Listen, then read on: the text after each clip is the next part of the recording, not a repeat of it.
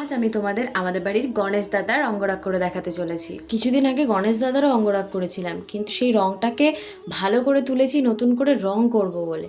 সহজে ওঠে না এই রং, আমি এটাই দেখলাম।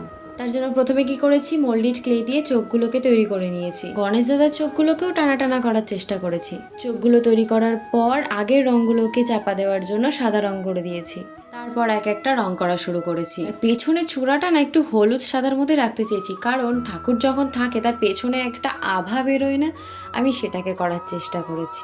গণেশ ঠাকুর হিন্দু ধর্মের অন্যতম জনপ্রিয় ও প্রধান দেবতা, যিনি বিঘ্নহর্তা, বিপত্তি বিনাশকারী, বুদ্ধি, সমৃদ্ধি ও নতুন শুরুর দেবতা হিসেবে পূজিত হন। তিনি শিব ও পার্বতীর পুত্র। গণেশ হাতির মাথাওয়ালা দেবতা, যা জ্ঞান ও প্রজ্ঞার প্রতীক। এবার তোমরাই বলো, গণেশ দাদার অঙ্গরাগ করার কাজটা কেমন লাগলো তোমাদের? আজ তাহলে আসি।